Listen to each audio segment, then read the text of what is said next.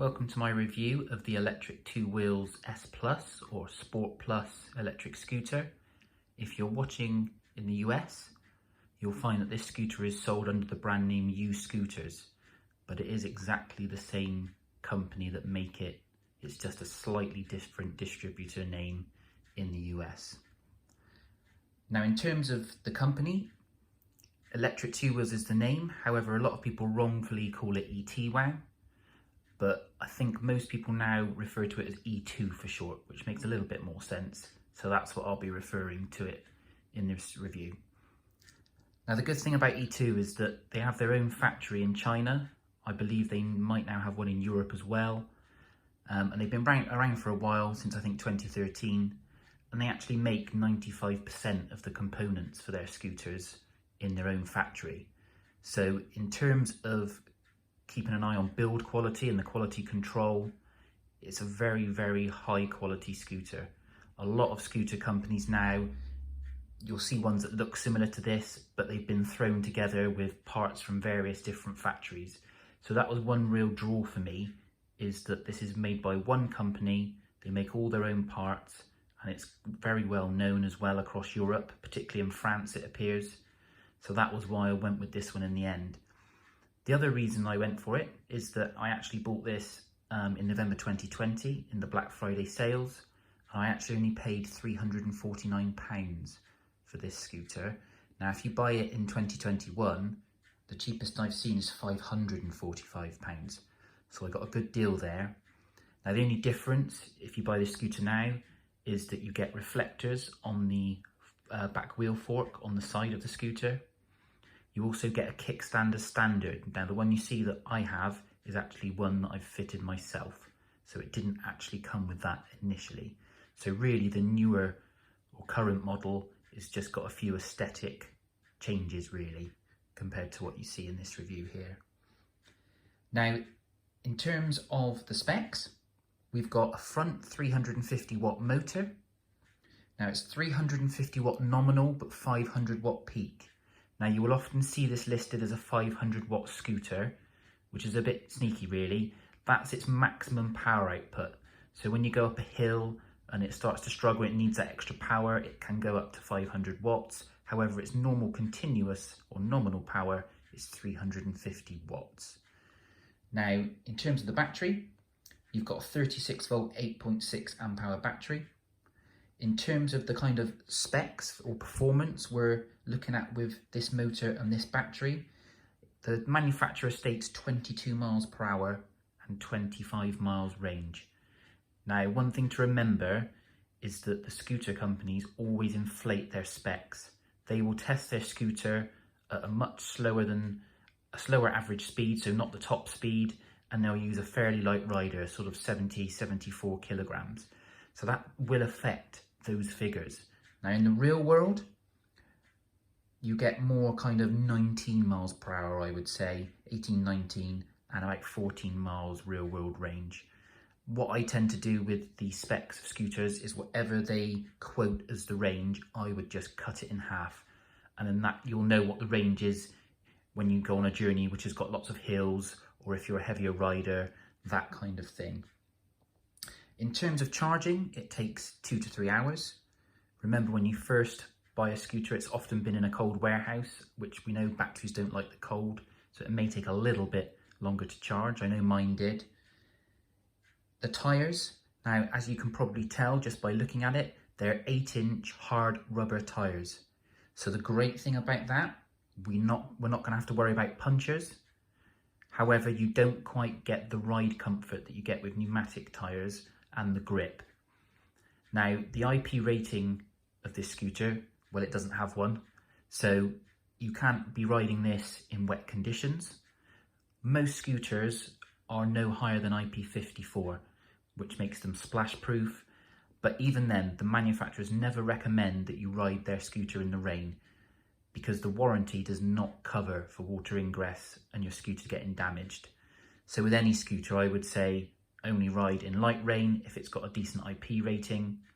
Obviously ride carefully because you'll have less grip regardless of the tyre choice.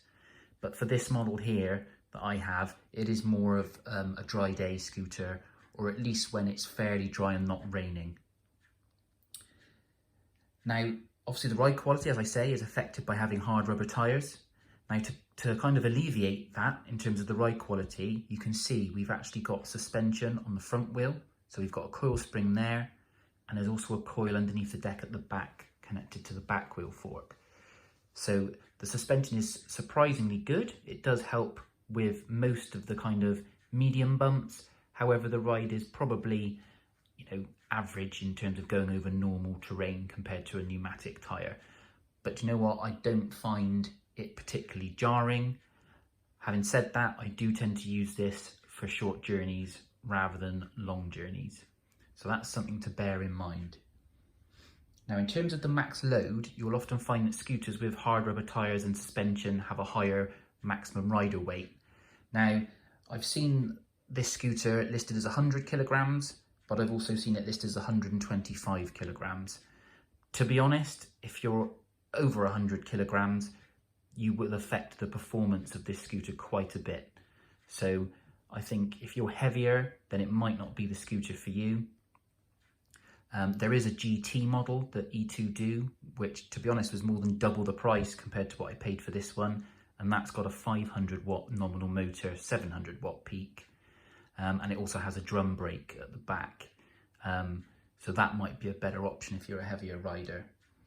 Now, in terms of the weight of the scooter itself, it's just under 12 kilograms. Again, this is one where I've seen it listed as 11, sort of rounded down, but I think it's 11 point something. So 11 to 12 kilograms, we'll say, which makes it one of the lightest scooters that you will find.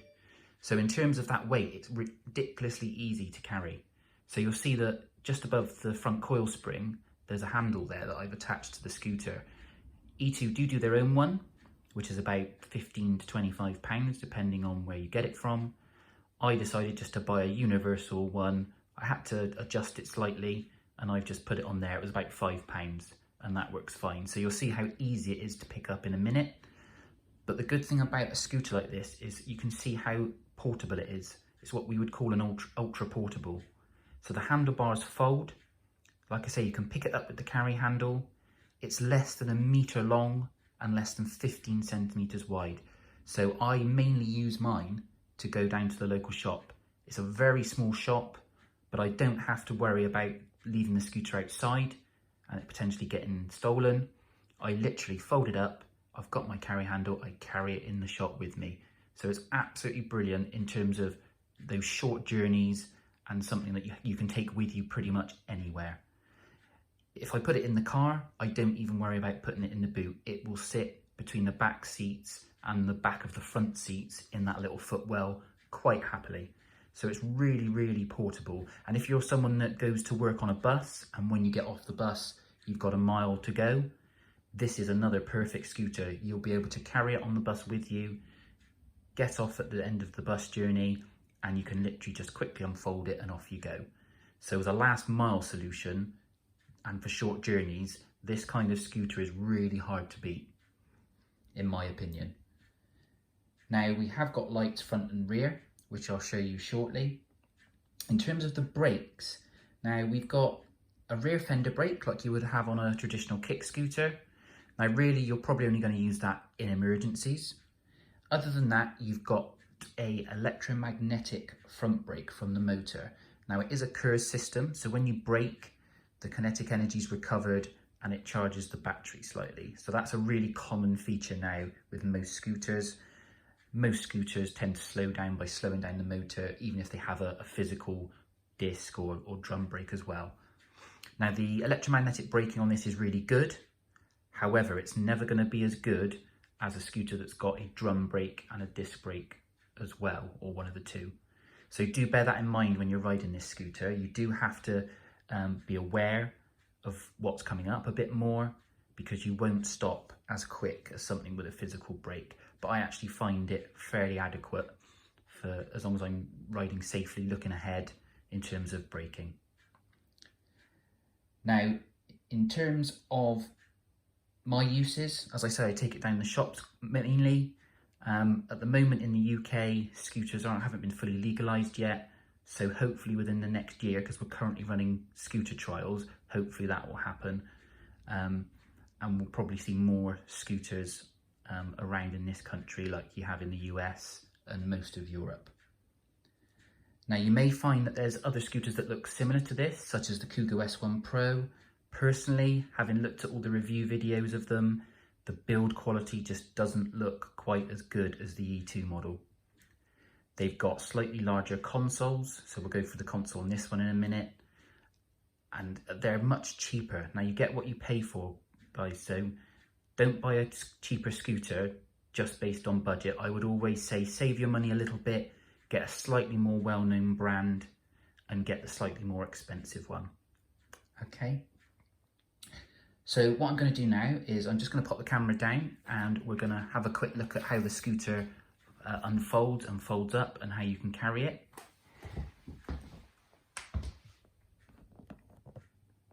So this is where you'll see how portable this scooter is. So if I pick up by the handle, look, you can see it's perfectly balanced for me just to carry. Okay, so I literally can walk into a shop like this. If I go to a larger supermarket, I can stick it in the trolley. So it's absolutely brilliant for going on those short journeys into shops, things like that. Imagine if you were on the bus, going on your way to work, you could quite easily carry that with you, tuck it in a baggage compartment, all sorts of things. So it's absolutely brilliant for that kind of thing. Okay, now before I unfold it, I'll just twist it round just to show you one good feature about the folding mechanism. We've got a little kind of safety catch here. When you pull that out to the side slightly, you can twist it and it blocks the pin from coming out. So once this is fully unfolded, it literally cannot come out. Now the previous models of this scooter didn't have that safety catch at all. And it's a really good folding mechanism, really solid, which you'll see in a minute. But it's great to have that peace of mind that that is there. So we'll just keep it off just for now and turn it back round. Okay, so in terms of unfolding the scooter then, so we push down on the fender, lift it right up until you hear a click. Okay, so nice, loud click. As you can see, look, it's nice and secure. You're not seeing kind of the dreaded stem wobble or anything there. And obviously you've got your safety catch you can put on as well. So I'll just put the stand down so we can stand it on its own. Going through the rear fender just quickly, here it is back here, you can stand on it and that's your kind of emergency brake. There is a light on the back here as well. In terms of the handlebars then, it's even easier.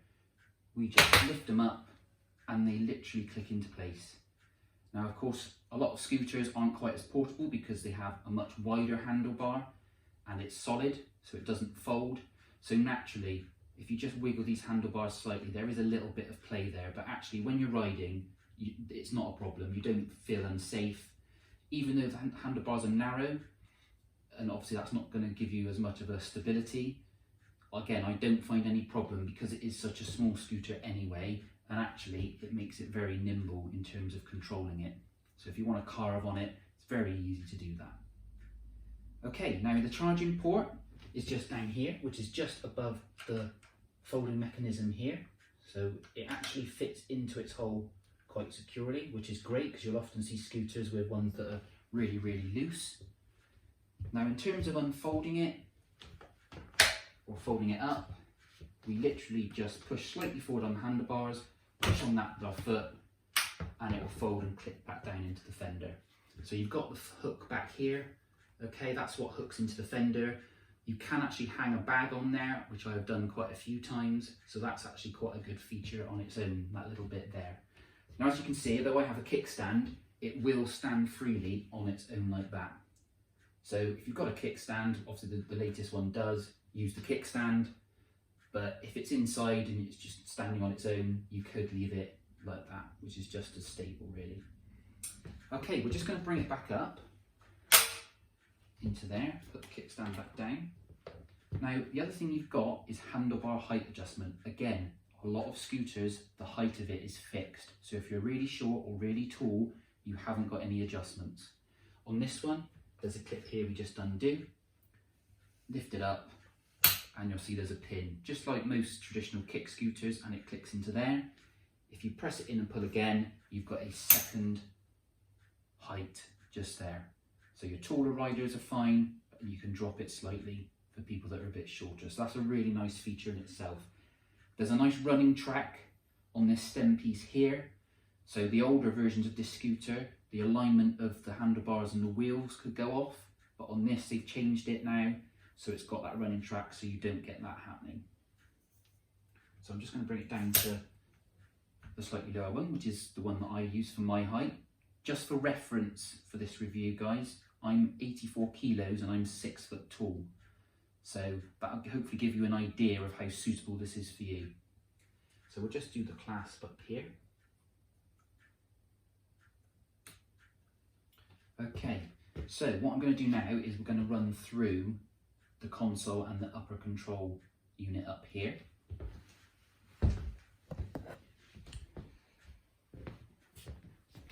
Okay,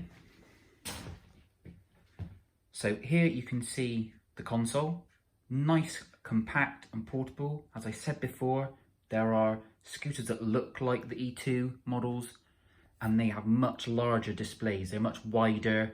They don't look as, there's lots of gaps I always seem to find when I look at reviews of them from other people. I really like how small this console is, and when you fold it up, as you saw, it adds to the thinness of it. I actually put my scooter up against the wall underneath where we store our coats. That's how much little room it actually takes up. Now, as you can see, we've got 2 levers here. So this one here is the accelerator, and the one on the left is actually the electromagnetic brake. Okay, so I'm just going to bring us down to see the buttons. So as you can see here, we've got a power button. Hold that down and it turns the screen on. You've got an S button, which is your set button. You've got the lights, so I'll put those on. And then you've got the horn. Okay, now the horn is pretty loud and it's not very nice. So just be careful if you're going close to pedestrians or cyclists, that might make them jump. So just hit it in good time far away from them. Although it's a horrible horn, it's probably better than these little flick bells that you see on most scooters, and a car is more likely to hear this one than one of those little bells, let's be honest, okay? Now, in terms of the lights, okay, you can see it there. Okay, it's fairly bright. You are going to be seen at night. It probably won't win any awards in terms of, you know, power, but I think it lights up the ground in front of you pretty good. Okay, now when you've got the lights on, you of course have the light at the back that's on, and as you brake, it lights up even brighter.